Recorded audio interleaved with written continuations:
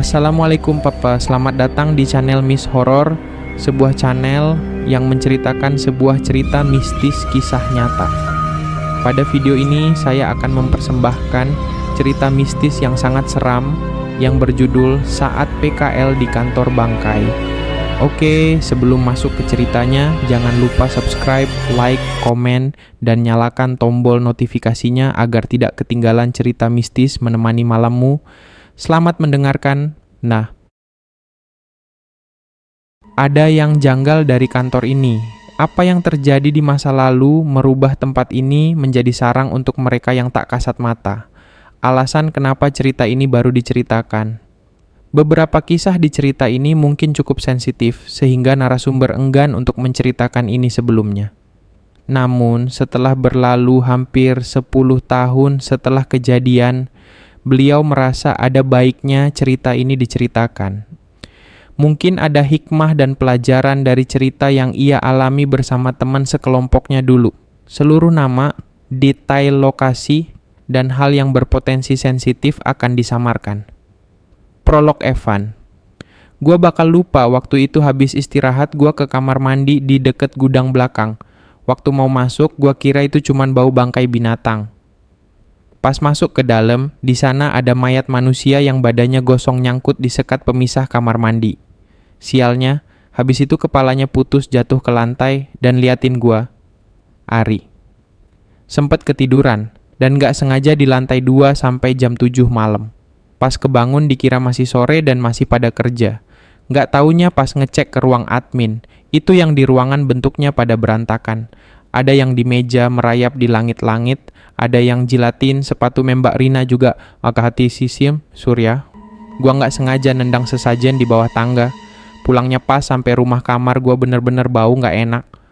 Pas tengah malam gak sengaja kebangun, tiba-tiba ada perempuan berdiri di depan kasur gua.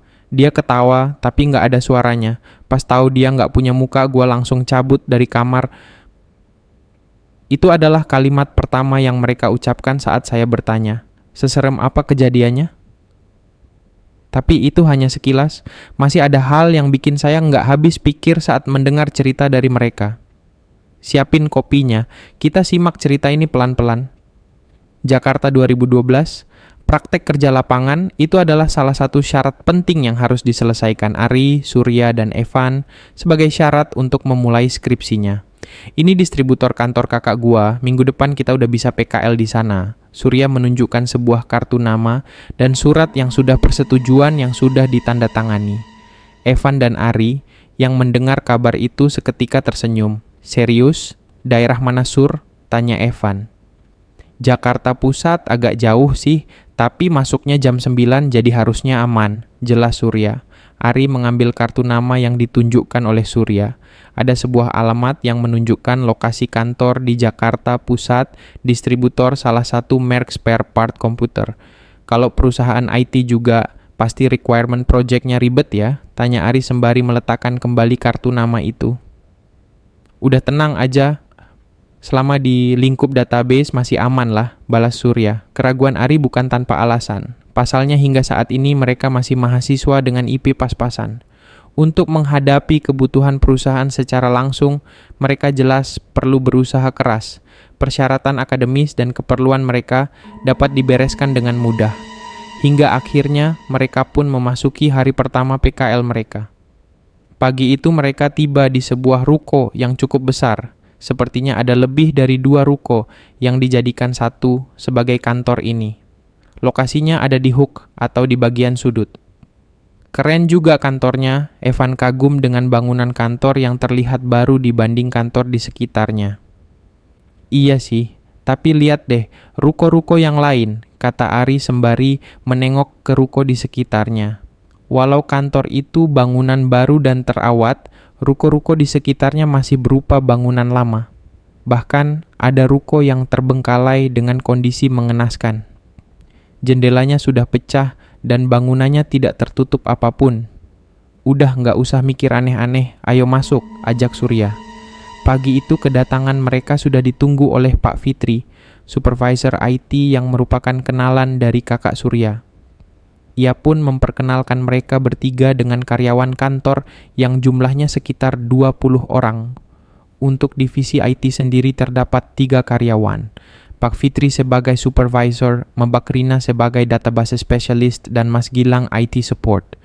Walau mereka punya job desk masing-masing, mereka mengaku sering melakukan pekerjaan di luar ranahnya.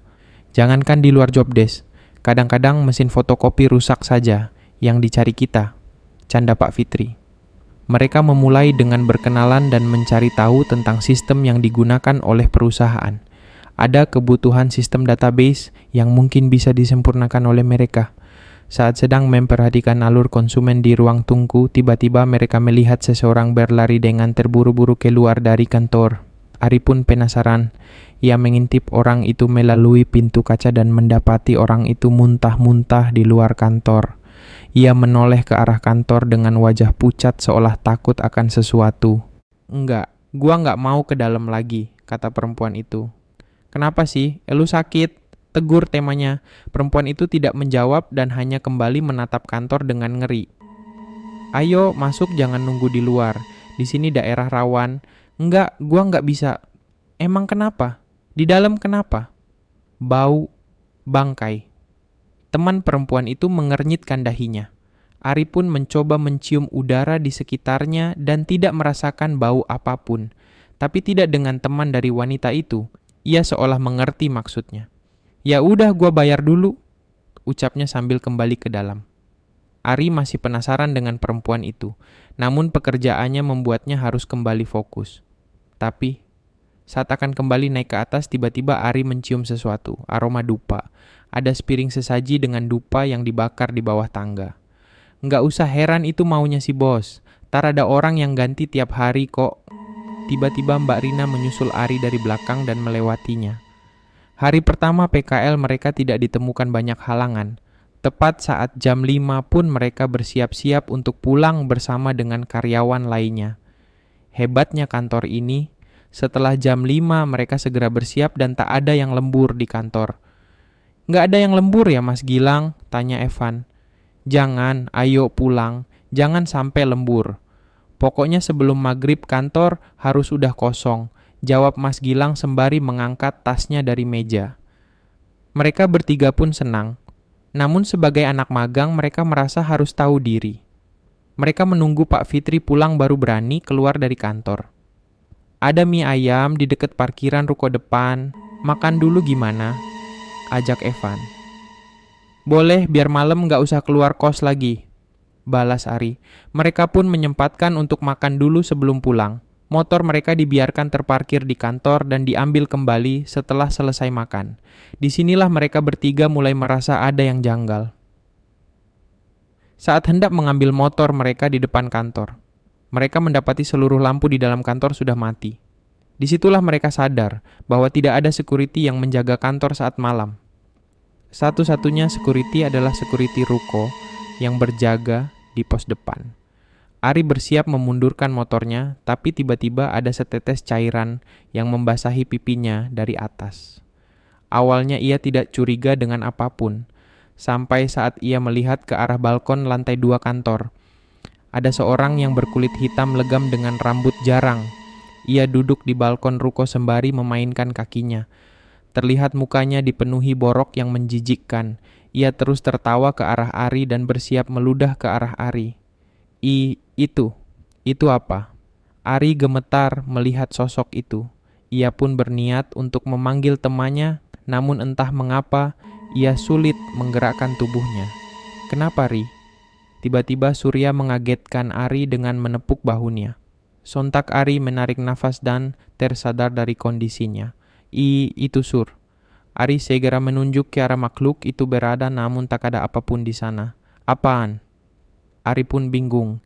Ia tidak tahu bagaimana harus bercerita ke Surya. Inggak. Ari pun kembali memundurkan motor Astrea tahun 95 miliknya dan menaikinya. Mulainya ia berpikir bahwa itu adalah halusinasi. Namun saat menyadari pipinya masih basah, ia mulai segera mengegas motornya dan menjauh dari bangunan kantor itu. Kamar mandi belakang. Kejadian hari pertama itu membuat Ari sedikit cemas ketika sendirian di ruangan kantor. Tapi beberapa hari awal mereka disibukkan dengan pekerjaan mereka dan tak sempat memikirkan hal yang aneh-aneh. Ada sebuah kamar mandi di ruangan belakang. Tempat itu dipisahkan dengan gudang peralatan event. Surya menyadari ada bau rokok di kamar mandi itu, yang artinya hanya di kamar mandi itulah yang diperbolehkan untuk merokok. Tempat itu sangat dihindari oleh karyawan lainnya. Selain karena lokasinya yang jauh dari ruang kantor, kamar mandi di sana memang kurang terawat dan jarang dibersihkan oleh office boy. Namun bagi segelintir karyawan yang merokok, tempat itu menjadi favorit mereka. Sekali waktu Surya menggunakan kamar mandi itu untuk merokok. Saat itu masih ada orang di gudang yang mempersiapkan peralatan untuk event. Ia pun menghabiskan waktu cukup lama di sana hingga sebatang rokoknya terbakar habis. Ada sedikit hal yang mengganggu Surya saat itu. Samar-samar ia mendengar suara percikan-percikan api bersama bau asap yang pekat. Ia dapat memastikan itu bukan bau dari asap rokoknya.